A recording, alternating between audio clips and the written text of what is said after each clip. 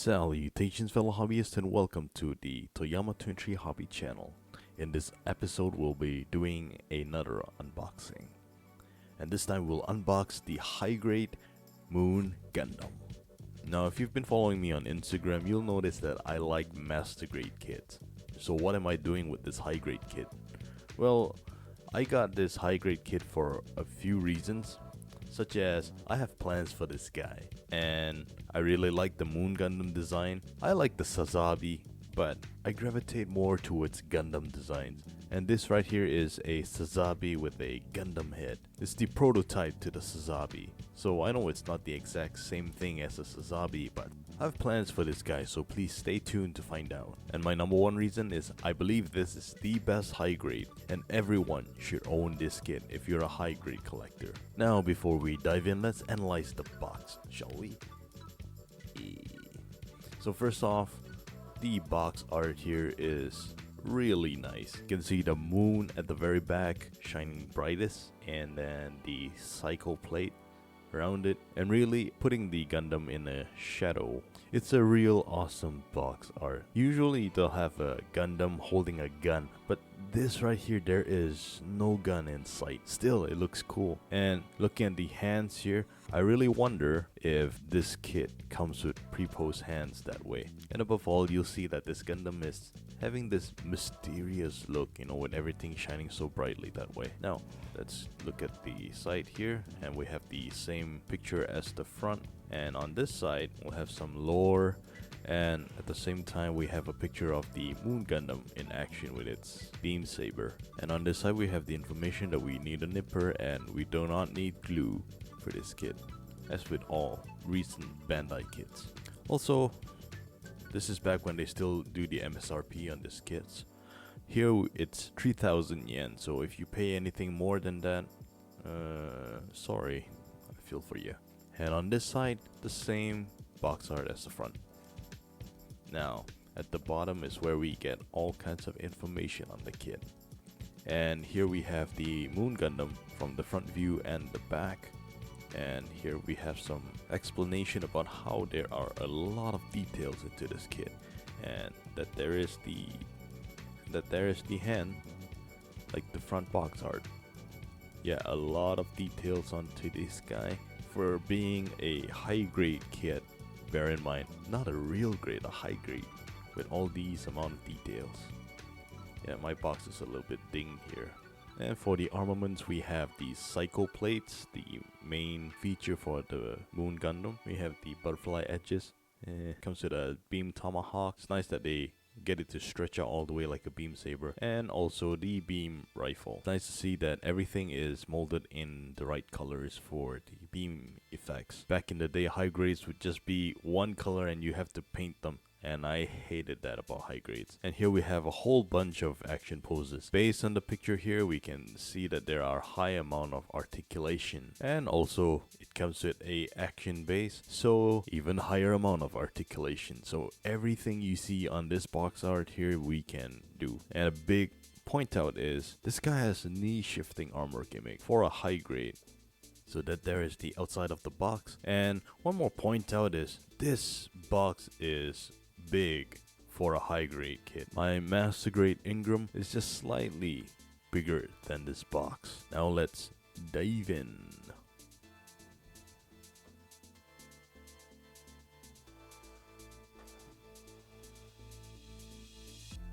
So first off, we have this runner here, purple runner.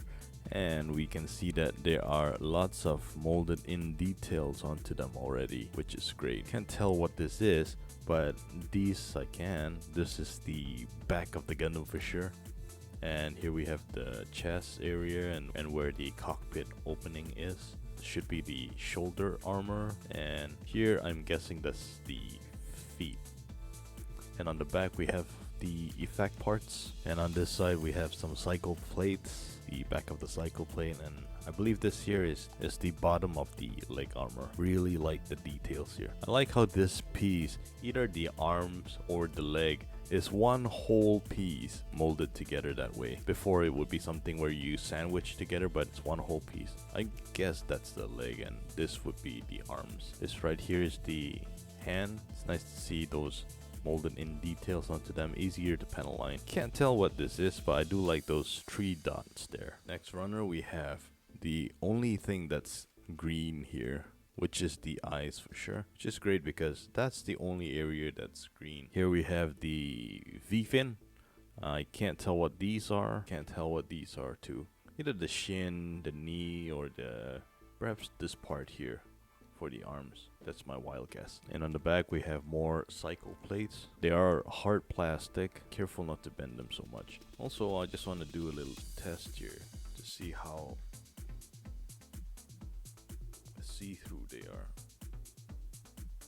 So what I conclude from doing that is, even though this guy is a clear plastic, it's not very clear. It's one of those smoky plastics, you know, so it makes it really hard for light to shine through. And it does look like it's not just limited to the cycle plates, but there are some other parts here that are also molded in that color, perhaps for the inside of the cycle plates. So if you do a LED customization to this guy, it won't be very bright, so just bear that in mind, which is fine because, you know, the moon is bright but not as bright as the sun.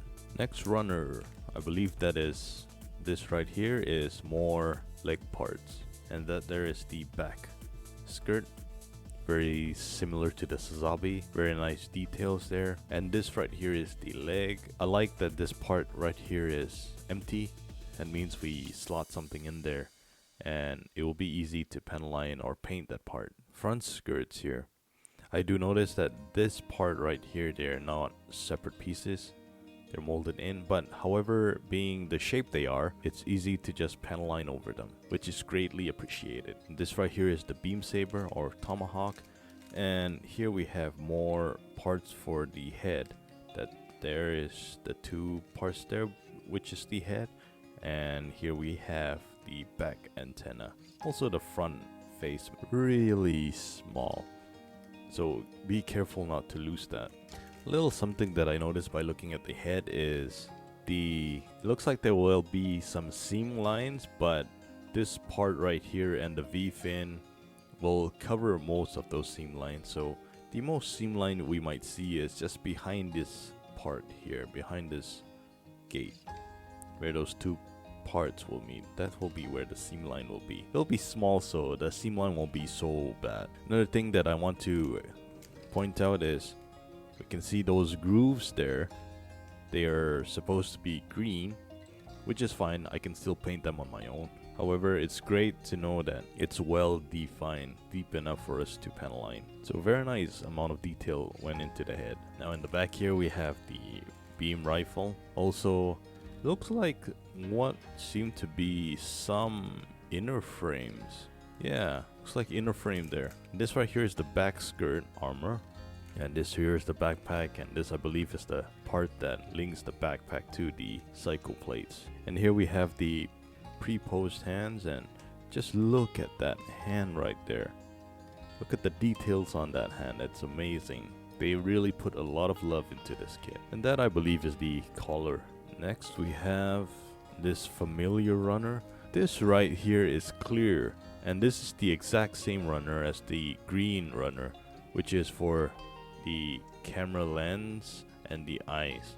It's great because it gives us the option to pen align, to have the clear part or the solid color green, just in case you're not happy with that green and you want to paint your Gundam eyes and camera to a different color. And here we have red parts, and these 2 things here I believe are these 2 things here. Also we have the core area here, which is these red parts, and looking at where they're positioned, I think if we sandwich those parts together, I don't think we will see seam lines. Now this I believe is the red part here. That would be the chin and also underneath the eyes of the Moon Gundam, the chin. Our next runner, we have the runner with everything that's yellow in it. So this I believe is gonna be these 2. So it's nice that it's connected that way instead of 2 pieces there. I guess it'll make the kit more solid in that area. And also these 2 yellow pieces, those yellow pieces on the side shoulder armor.